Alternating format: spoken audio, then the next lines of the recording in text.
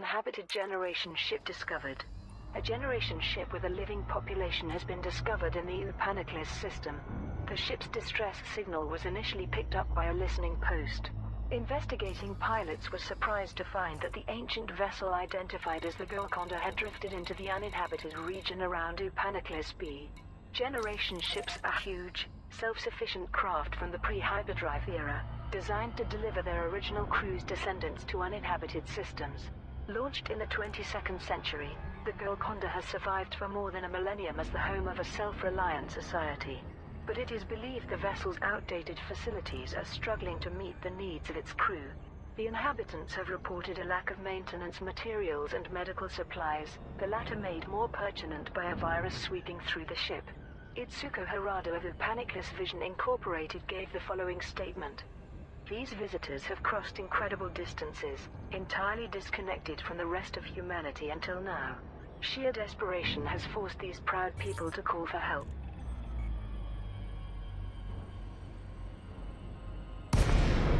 A disease referred to as the wasting kiss is running rampant, and in a closed environment its effects may prove catastrophic. Delay C, Lima Echo Oscar. Please approach the station at a safe speed and be mindful of other pilots in the area. Understandably, the Golconda's people are reluctant to leave their home or... Access granted. Sit down on landing pad 4-1. Interact with the rest of the galaxy, at least at present. They have gratefully accepted our offer of medical supplies and other materials, however. Traders are asked to deliver basic medicines, advanced medicines, aluminium, ceramic composites and semiconductors to Fozard Port in the Upaniclis system. Upaniclis Vision Incorporated is also offering bounty vouchers on wanted ships to deter pirate activity in the area. The initiative is scheduled to...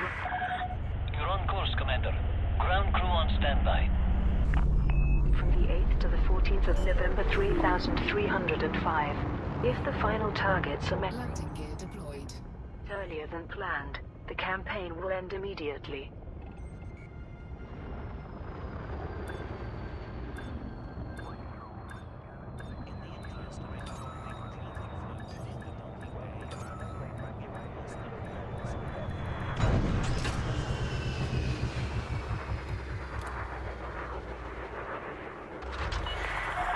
Touchdown confirmed. Dispatching ground crew. Enjoy your visit, Commander.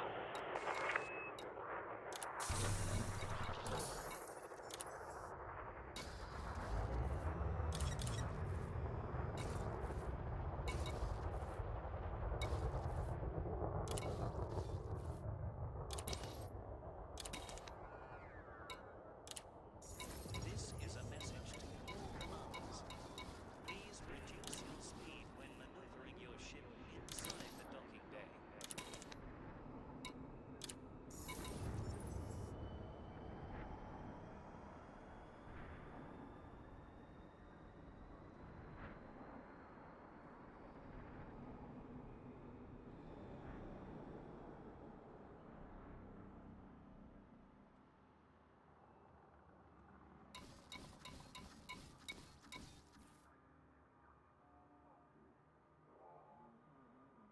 Docking bay access is bi-directional. Please keep the airlock clear at all times. Thank you.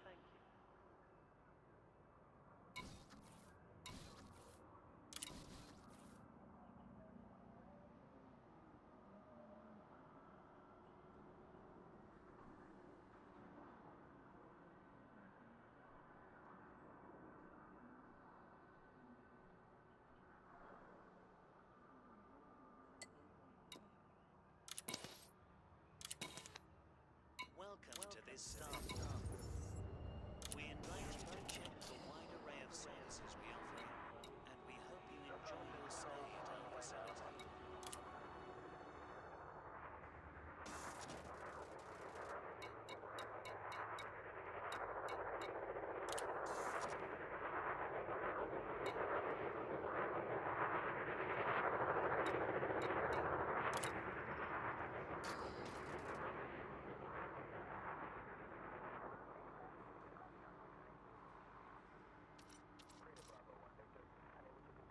This is a message to all commanders.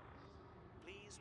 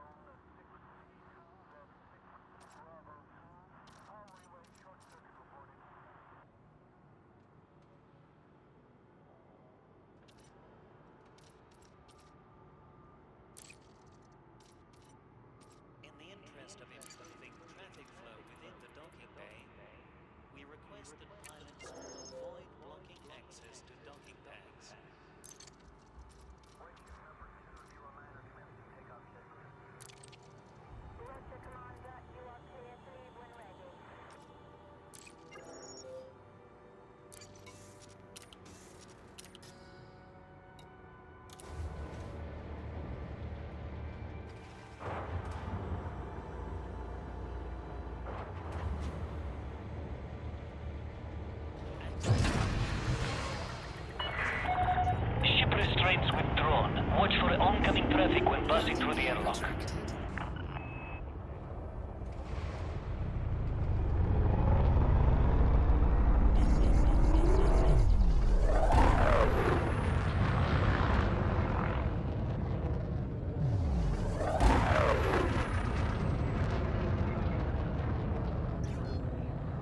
Frameshift drive charging.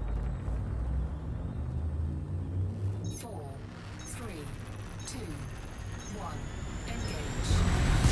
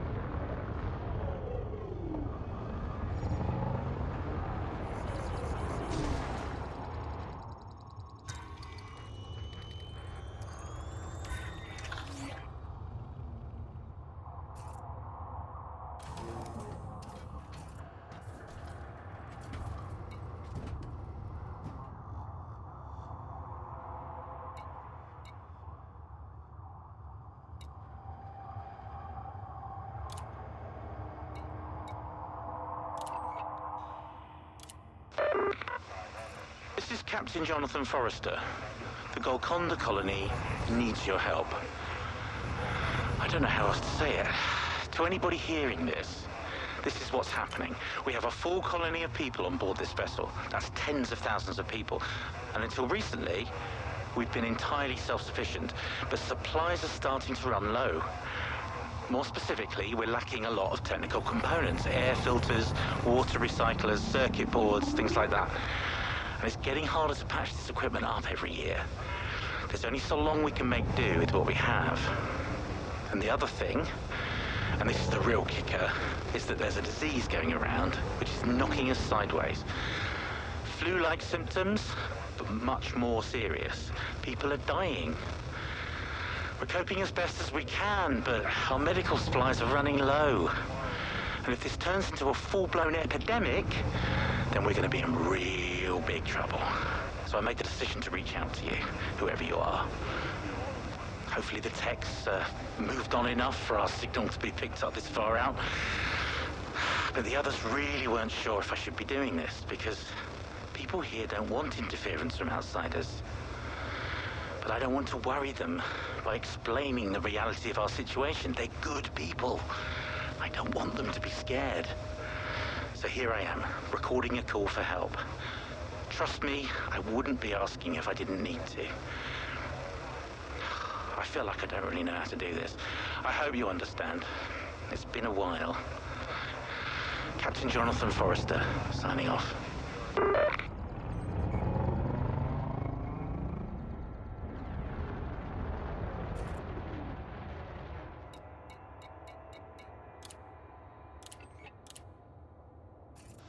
This is Dr. Shay Tandis. Captain Forrester has asked me to summarize the situation on board the Golconda, particularly in regards to a recent outbreak of disease. I must preface this by saying that any attempt to summarize the situation feels inadequate. There is so much to say about the symptoms, the development of our detection methods, and existing treatment philosophies. Nevertheless, I will attempt to speak concisely for the purpose of this broadcast. The disease, known colloquially among the people as the wasting kiss, is a mutated strain of viral nasopharyngitis. One of the drawbacks of living in an atmospherically self-contained structure for hundreds of years is that illness tends to linger. We can't very well sterilize a ship of this size, and with each generation these illnesses adapt to remain virulent. This one particularly so. Antiviral treatments aren't particularly effective, merely delaying the disease's progress. We have confirmed 6 deaths in the past month attributable to the disease. Our medical supplies are somewhat limited, adequate for maintaining health and the occasional serious illness or accident. In the event of a full outbreak, with hundreds of patients requiring treatment, we may be forced to resort to measures such as full quarantine and isolation. When the captain first suggested opening communication with outsiders, I must confess to a certain hesitation. On reflection, it would seem the logical decision for the well-being of the crew. One can only imagine what pharmaceutical advancements have been made over the last millennia. The possibilities are fascinating.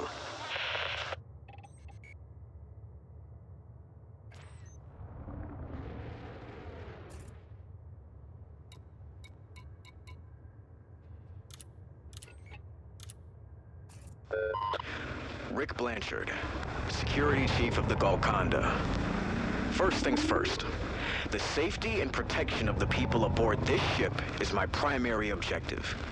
During my tenure, we've reduced the rate of crime aboard this vessel by 32%. Violent crime is rare, and there hasn't been a murder in over 6 years. My team are well-trained and do the ship proud in how they address the very specific demands of the Golconda. You might think an isolated, spacefaring colony of thousands with no horizons, seasons, or other planetary benefits would have gone mad and initiated some kind of mass tragedy. Well, not on my watch. Which is why I need to be clear in my opposition to the captain's decision to send out a distress call. Humanity doesn't enjoy a stellar record of respecting the rights and well-being of indigenous communities. Hell, we don't know what humanity is anymore past the confines of this 1,000-year hull. The risks outweigh the advantages. I'll follow the captain's order, because he's not let us down yet. Got a good mind, that one. But I'm asking whoever hears this message to understand that we're looking for a trade of goods and resources only. Communication with the general populace of the Golconda is forbidden. Messages regarding developments outside of the Golconda is forbidden. Direct contact between outsiders and Golconda colonists during an exchange of cargo is forbidden. We've always dealt with hard times ourselves. If it were my call, we'd deal with this by ourselves too.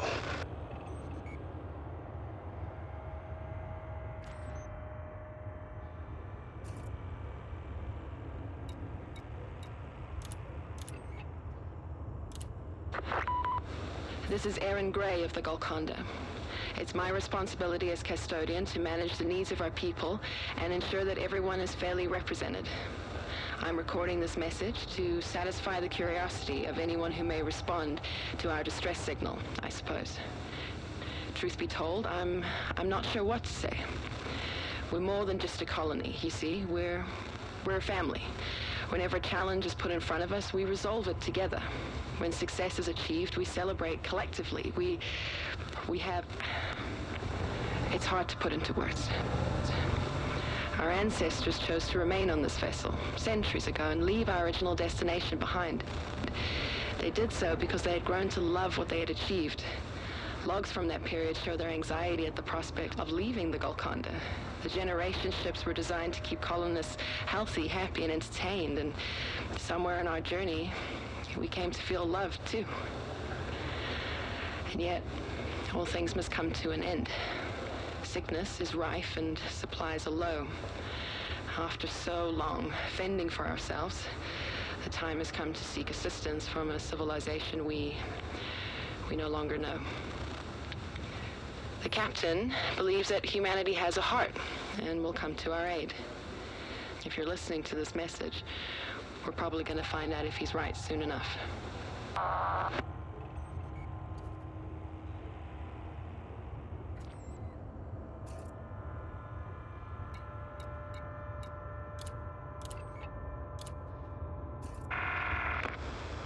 Thomas Cobb, chaplain.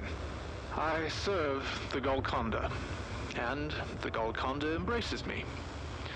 Long ago, I would have been called a priest. Somebody authorized to provide guidance according to the rules of a religion. That's the role my predecessors fulfilled, at least.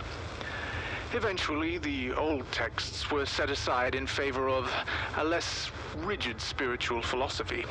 Being able to view the entire nebula over breakfast inclines one towards the contemplative. There are few things more reformative than a sense of complete insignificance. Now, my role is to show my brothers and sisters that we are all important. Each of us has a role to play. We cannot with the scale of the stage. All we can do is deliver the best performance we can.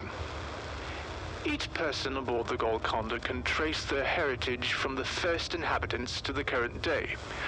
In the present, we contemplate the spirit and the soul, allowing the voices of the past to inform our future. Our respect for them, combined with our belief in each other, creates a community of hope.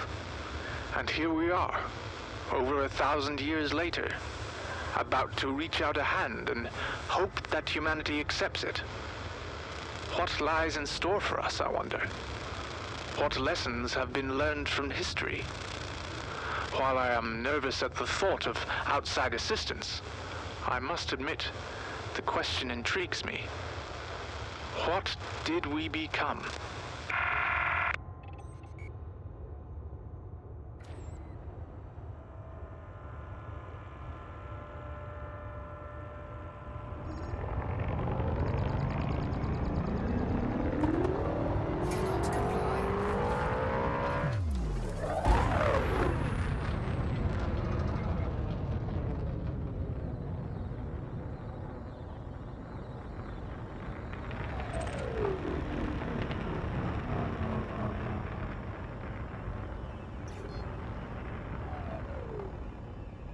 Comply.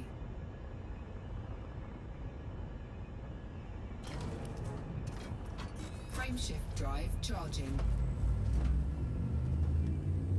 4, 3, 2, 1.